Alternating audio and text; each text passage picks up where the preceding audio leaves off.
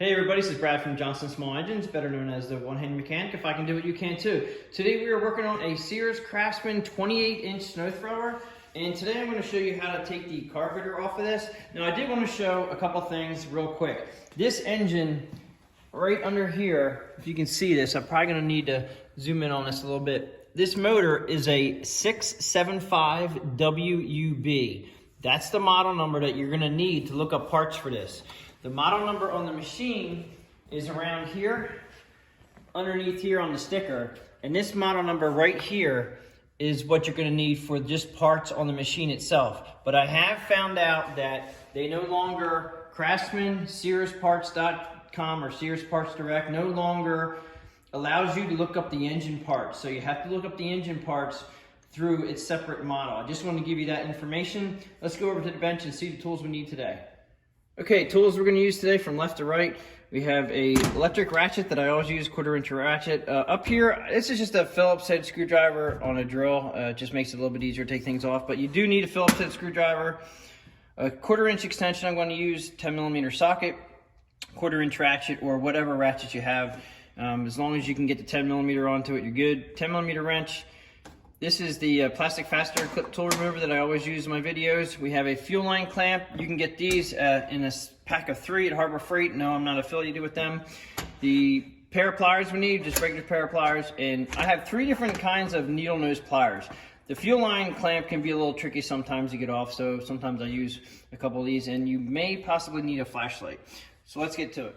Okay, so the carburetor is under this cover right here. This is a newer style engine, and they made it a lot easier for us to get into these things now, which is really nice. Underneath here, you'll see a little indent.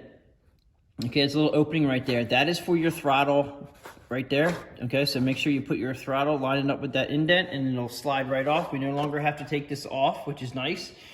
This guy here is a plastic, it's just like a tubular kind of a fitting for the choke. This is actually the choke lever itself. We're gonna just go ahead and pop this off like so. You just have to remember when you put it on and take it off, just remember which way it's facing so you know which way it goes on. It only goes on one way. You'll probably mess something up if you put it on the other way. Take this off, put that aside. Now also we have to take this cover off. Sometimes this can get in your way. I'm gonna kind of bend this up a little bit. I mean, we could take it off if you need to, but you can just pry it up a little bit just to make room for this. Then we have to get your 10mm bolts out, or your 10mm socket. There's one here, there's one down here, and there's 2 on the side. There's one here, and there's 2 on the side over here. So we're gonna go ahead and just take these guys off.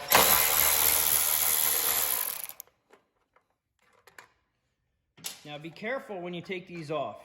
There's a little collar right here. It's aluminum collar. This collar can actually fall out.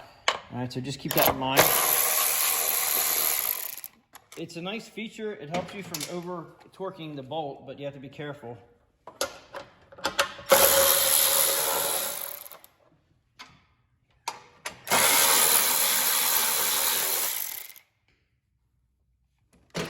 Okay, while I was taking this bolt out, I noticed on this side that one of the collars fell out. So here's the collar, and it goes right up inside here.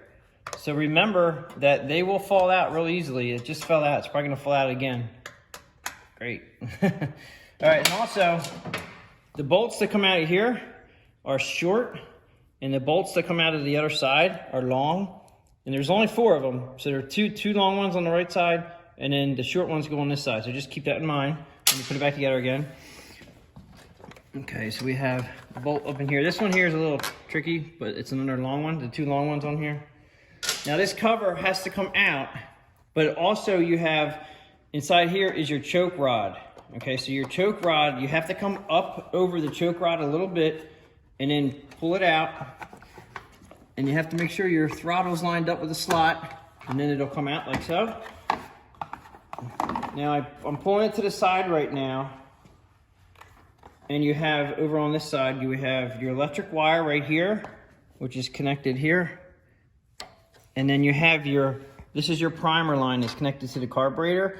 And I'm gonna pull this off. Now be careful, if your primer line is real dry rotted, if it's dry rotted, just replace it. And I'm just gonna let this sit off to the side. We don't need to have this now. I'm also worried about the little grommet that was falling out. See this grommet here? It's metal grommet. I'm gonna take this out because it's gonna fall out on me. I know it is, so I'm just gonna put it to the side so I know where it's at. All right, so here's your carburetor. First thing we have to do is shut off that fuel flow. I'm gonna use my fuel line clamp. Everybody asks me, why can't we put a fuel line shutoff in? Well, as you can see by the cover, the fuel line shutoff would be technically right here if you could put one in. And I guess if you really wanted to, you might be able to cut this cover out and put the fuel line in, an inline fuel line in there. I don't get into all that. I just fix the problem, be done with it. An inline fuel shutoff would be great if they would put one on, but the manufacturer tends not to do that. Maybe they will someday. All right, so we gotta take this clamp off right here. And this is where the pliers, different kind of pliers come in handy. I'm gonna use needle nose if I can get to this thing. The handlebar's in the way for the machine, so it's kind of hard sometimes to get to these. And just push it up out of the way. I'm gonna use my other pair of pliers right here because these are a little bit beefier. Then I'm gonna use my clip remover tool, which is great for taking the fuel line off. Now remember, you're gonna have fuel that's gonna be dripping from here if you're not careful. Always make sure you have a rag available for you. I'm gonna pop this up out of the way here. Now we do have to take off this top cover, and that's where the Phillips head screwdriver comes in. I'm just gonna go ahead and use my drill with the Phillips to make it a little bit easier, a little bit faster. Just when you put it together, don't use a drill because you don't want to strip those threads out, they're just plastic. All right, so we're gonna take these guys off here. And then this slides right up over the choke lever, rod on top. Now you have two bolts here, they're 10 millimeter.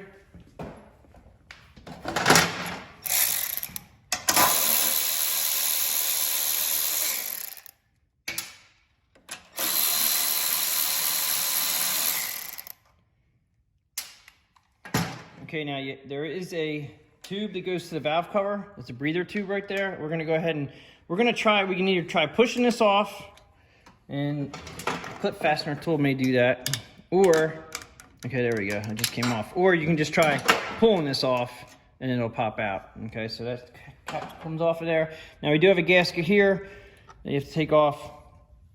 I would definitely replace the gaskets with new gaskets if you have new gaskets. And then you can pull, this should pull out from the engine. And then you have a spring right here. This spring, you have to be very careful. Pull the spring up and out of the hole here. Try not to bend it. And then you have the throttle linkage right here. Now, the way you take the throttle linkage off is just pull it straight up. But as you can see, pulling it straight up like that doesn't work. You have to bring the carburetor out away until this lines up with the slot. So when your rod lines up with the slot up top, it should pop right out of the top. So I just pull it out until they line up and then pop it right off like that. And that pretty much shows you how to take it off. So that pretty much shows how we take the carburetor off of this Craftsman 28-inch self-propelled two-stage snow thrower. If you have any questions or comments, please leave them below. I do appreciate everybody watching my videos. Please tell your friends, subscribe, and I will catch you guys on the next one.